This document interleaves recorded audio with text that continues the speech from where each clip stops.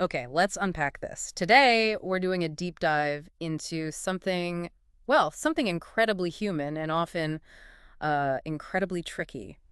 The art and challenge of the apology. Mm, You might think it's simple, just saying, I'm sorry, but our source material today, Why Won't You Apologize? By Harriet Lerner, it really shows just how much we can muck it up. yeah, it's fascinating, isn't it, how universal this whole experience is. I mean, we've all been there. Oh, definitely, on both sides. That's right. The one needing to apologize and the Yeah. one, desperately needing to hear an apology. So true. So this deep dive, it's really about pulling out the key insights from Lerner's work. Hmm. We want to help you understand not just how to apologize well, but also why it's so hard for us. And what to do when getting that apology just feels impossible. Exactly.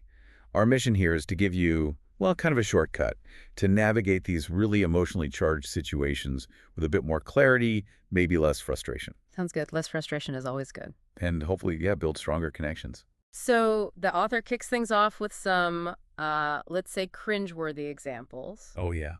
Those are memorable. There's that New Yorker cartoon, a dad apologizing to his adult son for not being around much. I remember that one. Mm. The excuses were something else. Totally. Like a foot cramp and a thing came up at the store years later. The humor is right there in the absurdity, but it hits home, doesn't it? It really does. We've all gotten those kinds of apologies, haven't we? The ones full of excuses that just undo the sorry part completely. Absolutely. And Lerner points out these bad apologies, they aren't just like unsatisfying. They can actually do real harm How so? by basically repeating the original offense or deepening the insensitivity. It just makes things worse. Right. Which raises the question, why do we do that? Why add the but or the excuse that just poisons the whole thing? That's the million-dollar question, isn't it? Yeah. What makes those additions make the apology feel false? And Lerner makes a good point. It's not always about huge betrayals. There's a difference between, forgetting to return your neighbor's Tupperware. Right. Minor stuff. And the example used is sleeping with her husband. Big difference. Definitely a big difference. For the small things, a simple heartfelt "I'm sorry" might cut it. Usually does, yeah. But here's the kicker. The more serious the harm, the less likely the person who did wrong is to feel genuine remorse or even try to make amends. Which leaves the hurt person stuck, wondering what to do, and that's where it gets really interesting, like you said. Exactly. Because sometimes the failure to apologize, that silence, it can hurt even more than whatever happened initially. Oh, I can see that. Yeah. Take Yolanda's story. Therapy client who waited almost an hour for her doctor. That's a long wait. A very long wait. Mm. And when the doctor finally showed up, nothing. Not a word. Not even a quick, "Sorry about that." Wow, so Yolanda felt invisible. Pretty much. Yeah. Like she wasn't even a person to the doctor. Mm. And then she started doubting herself, thinking maybe she was being oversensitive. That's awful, turning it back on herself. It really highlights how, especially in places like a doctor's office where you feel vulnerable, an apology for something like lateness is huge. It validates your time, your feelings. Precisely. All Yolanda wanted was to hear something simple like, "I'm sorry you had to wait so long. My last patient needed more time than expected." Just an acknowledgement. Exactly. That would have made her feel respected, cared for, validated. The silence just screamed indifference. That makes sense. Then there's the flip side, the power of a late apology. The story about Deborah and her sister Sky. Oh, right. Deborah missed Sky's wedding. Yeah, and for years she thought bringing it up, apologizing, would just make it worse. Reopen old wounds. Which is a common fear, I think. Totally. But then, years later, just out of the blue, feeling a wave of affection, she emails Sky. And just says it. Says how bad she felt, how sorry she was. It's a great example. It shows that maybe we should leave the door open, to talk about things we regret even if years have passed and the other person hasn't brought it up. Takes courage, though. It really does. It takes courage to open that door again. Okay, and then there's Margaret. Her daughter, Eleanor, lost her infant son, which is just unimaginable. Truly devastating. And Margaret, she was there in practical ways, helping out, but emotionally, kind of absent. Yeah, the book explains it was partly her upbringing, that British no mess, no fuss thing, and maybe avoiding her own grief, too. Right. But then, like 10 years later, a colleague loses someone, and it triggers Margaret's own buried sadness. And that changes everything. Yeah, she actually apologizes to Eleanor. Not for what she did, but like you said earlier, for what she didn't do. For not talking about feelings, not making space for that huge shared grief, And Eleanor's first reaction is kind of flat, like there's nothing you could have done. which might feel like a rejection of the apology, maybe. It'd be. But then, months later, the anniversary of the baby's death is coming up. Margaret just casually mentions visiting the grave. And Eleanor offers to go together. Exactly. It shows, like Lerner says, the most interesting part of an apology is often what happens later. It opens a door, even if it doesn't seem like it right away. And Margaret's apology, it required real vulnerability. She had to share her own feelings, take a leap without knowing how it would land. No roadmap for that. So, these stories really show the impact, but how do we actually give a good apology? Avoid messing it up. The book lists 5 common ways we ruin them. Yeah, knowing these pitfalls is key. It helps lay the groundwork for doing it right.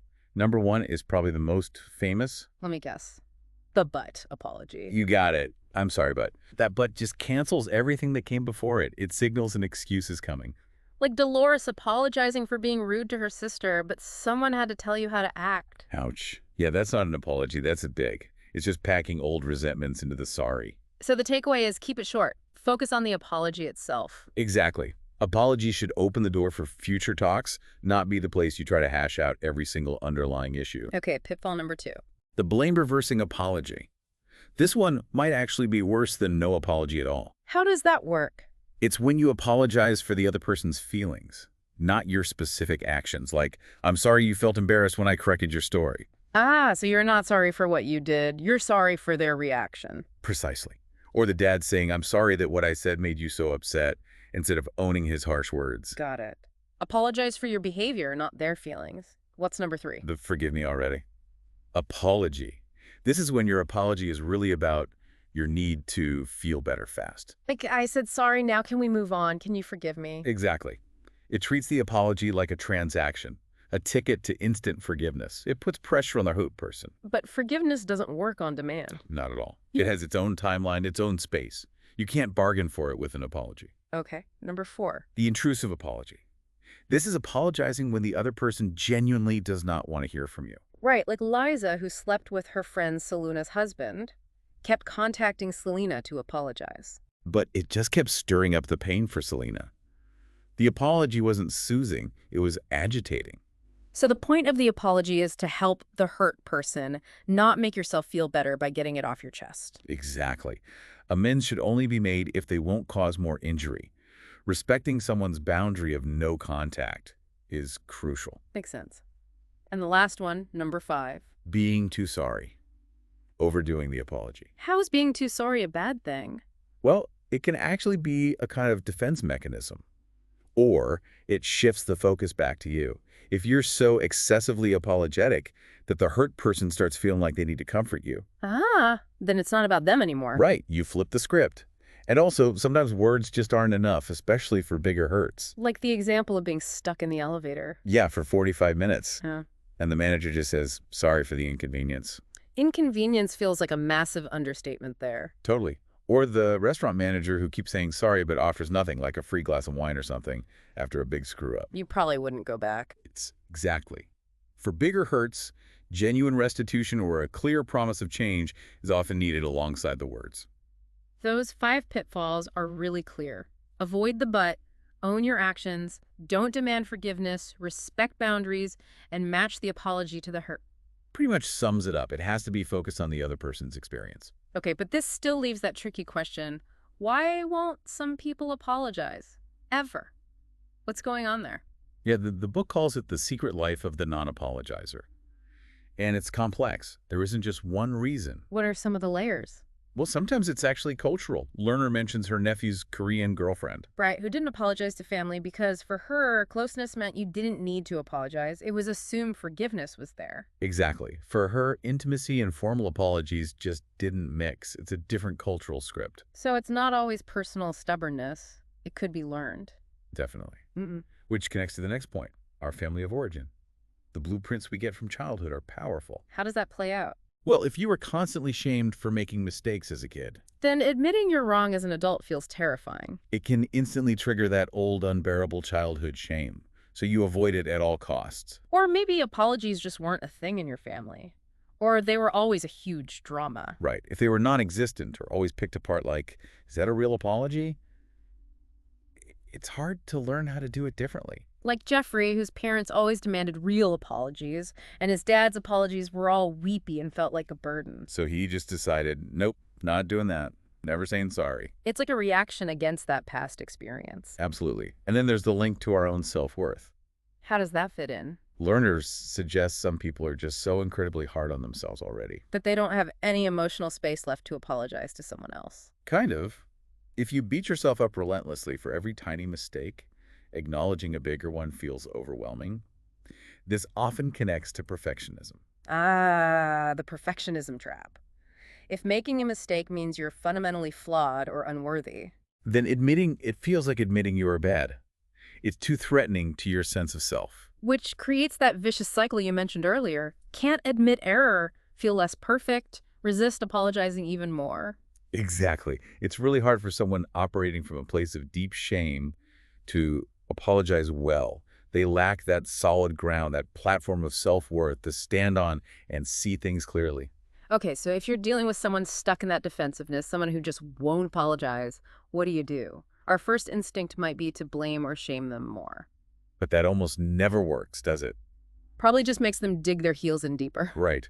When someone feels their value is already shaky, defensiveness isn't just a wall, it's like their whole house. That's where they live. So what's the alternative? Lerner suggests protecting yourself comes first. Yeah. And maybe, radically, reducing your expectations to zero about getting the apology you want or feel you deserve. Letting go of needing that specific outcome, that's hard. It is hard, but it can also be freeing. It's easy, though, to just focus on the person who won't apologize. But the book reminds us it's a dance, right? Between at least two people. Yes, exactly. How we approach it, how we navigate our side of the interaction with a defensive person really matters. So what can the hurt party do differently? A big one is stick to the facts. Yeah. Criticize the specific behavior, not the person's character. Avoid those global attacks. Definitely. If you exaggerate or overstate your case, you basically invite defensiveness. Think about the author's banana example with her husband, Steve. Right, he bought too many ripe bananas. Annoying, maybe. Annoying, yeah, but she jumped straight from that fact to attacking his character. What kind of person doesn't care about letting food rot? Whoa. Yeah, that escalates things quickly. Immediately. And guess what? No apology was forthcoming. He just got defensive. It's so hard, though, especially in our closest relationships with partners or family. That's often where we're least likely to be our most mature selves. It's a total paradox, isn't it? Mm-hmm. The people we care about most often get the worst of us. So, besides sticking to facts, any other tips for the hurt person? Another key one is say it shorter. Keep it brief. Yes. Over-talking leads to under-listening, especially with someone who's already defensive. If you go on and on, they just shut down. So boil it down. 3 sentences or less. That's the suggestion. Like, I felt hurt when you canceled plans last minute. I need more notice next time. Can you do that? Or even simpler, I want you to say thank you when I drive you places. Gives them less to argue with, maybe. More chance to actually hear it. Exactly. It gives the message the best chance of landing without triggering that defensive wall. Okay, that's practical. Mhm. But what if being calm, rational, and brief still isn't working? The book mentions something surprising. That Yeah. sometimes you need to kind of lose it. Yeah, that's a really nuanced point, and it's definitely the exception, not the rule. Needs a warning label. Definitely. Handle with care. It's about Kathy, whose husband was having an emotional affair. She tried talking calmly, using I feel statements. She did all the right things. Calm I-language conversations. But it wasn't getting through. So what changed? One day, she just lost it. Yeah. Spontaneously. Screaming, sobbing, this raw emotional outburst. And that worked. Apparently, yes. Because it was so out of character for her, so unexpected, it finally broke through his defenses and opened his heart. The raw authenticity of it shocked him into seeing her pain. Wow. So sometimes breaking your usual pattern can have an impact. But yeah, probably not the first strategy to try. Absolutely not. It's a last resort, and only effective perhaps because it was so unusual for her. This all comes back to that tricky question in relationships. Who is responsible for what? Especially when there's anger or hurt flying around. Yeah, we often fall into the trap of blaming one person for a dynamic that involves two. Like the client saying, my dad's new wife is so controlling he won't even call me. But the dad has agency there. Exactly. He's responsible for managing that relationship and protecting his connection with his daughter. It's not just the wife's fault. So, when you're the one who's been hurt, how should you express that without just blaming? Lerner suggests focusing on sharing your reactions, Yeah. owning your feelings, without making the other person solely responsible for causing them. So instead of, you made me feel devastated. When I found out what happened, I felt devastated and confused. Mm-hmm. It's subtly different, but it's less accusatory. It keeps the focus on your experience. Less likely to trigger defensiveness, maybe? Potentially. And one more thing here. Don't demand an apology. Mm. Requesting one is okay, but you can't force it. Right, you can state your need or desire, but you can't control their response. Exactly. Okay, so we've covered giving apologies, why people don't, and how the hurt party can navigate things. What about receiving an apology? How do we do that well, and where does forgiveness fit in? That's crucial too. The book gives a really simple, elegant example of receiving one. The author offered candy to a little girl at an airport. Without asking the mom first. Oops. Yeah, a small misstep. Yeah. So she apologized to the mother, and the mother's response was perfect. What'd she say? Simply, thank you for the apology. I appreciate it. That's it. No lecture, no lingering resentment. Nope. Just clear, calm, non-blaming acceptance. And interestingly, the author said that response made her feel more genuinely sorry and relieved.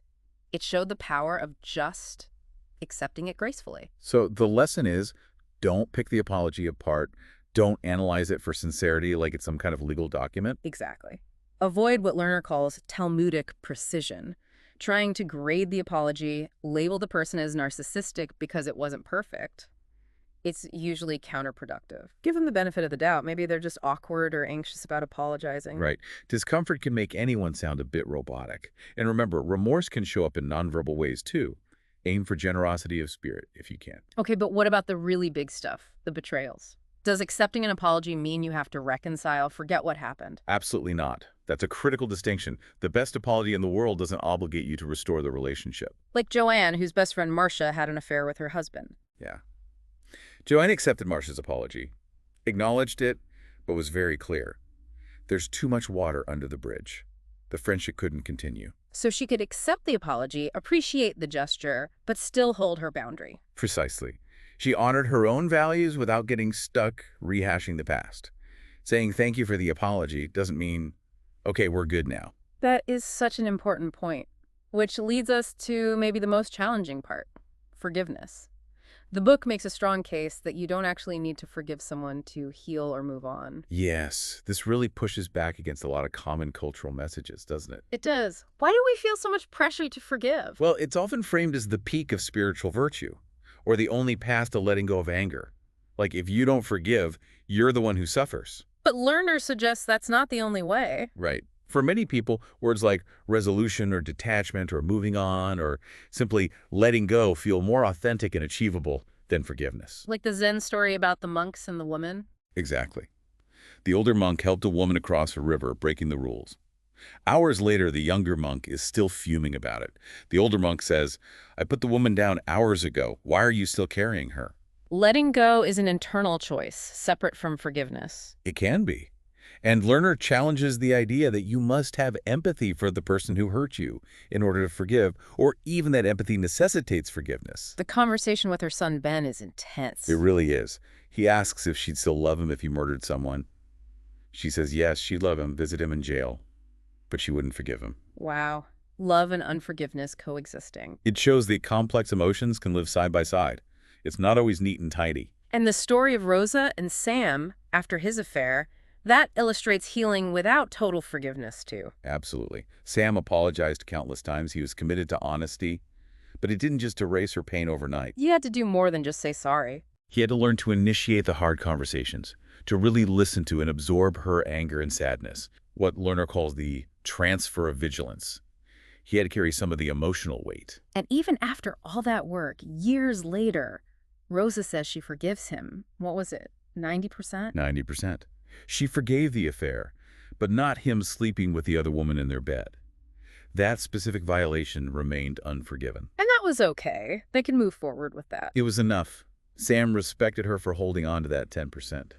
It shows forgiveness isn't always all or nothing. There's no universal definition. And some people, like her Aunt Annie, choose radical non-forgiveness entirely. Right. Cutting people off over slights, that's another path. The point is, it's a personal choice. Nobody else gets to dictate whether you should forgive or not. That feels empowering. It takes the pressure off. It does. And sometimes finding peace comes from a different kind of perspective shift, like the author's mother's advice about rude people. She must be a very unhappy person. Yeah. Shifting to compassion, or at least detached understanding, can sometimes diffuse the anger, even without forgiveness. And the story about the rude receptionist who turned out to be a nervous fan? Perfect example of how we project motives. We build entire narratives about why people act the way they do, and we're often completely wrong. So maybe peace comes less from demanding justice or understanding the why, and more from what? Recognizing the other person's likely unhappiness, valuing our own integrity. That seems to be the suggestion, especially with deception, like Katrina's husband betraying her financially. Recognizing that people who deceive aren't usually deeply happy, and choosing your own dignity over chasing revenge or money can be incredibly freeing. Okay, so if we want to get better at all of this giving, receiving, teaching, where do we start? Modeling is key, especially with kids. Parents apologizing to their children is huge. Why is that so important? It teaches fairness, accountability. It shows them that admitting you're wrong doesn't diminish you. It actually builds respect. It normalizes imperfection. It's a massive gift. And just as vital, Lerner says, is how we accept kids' apologies. Yes. Don't negate it. No, are you really sorry? Or, well, if you're really sorry, you wouldn't have done it. Because that just confuses them, makes them feel like apologizing is pointless. Exactly. It shuts down their attempt to make amends. Just accept it simply, like the mother at the airport. Thank you for apologizing. So a genuine apology, even if it can't fix everything, it's powerful. Immensely powerful. Yeah? It validates the hurt person, affirms their reality, maybe frees them from cycling anger. And it's a gift to ourselves, too. It builds self-respect. And ultimately, Lerner argues, it's a gift to the relationship itself. Absolutely. It And builds security, knowing that even if things get bad, repair is possible.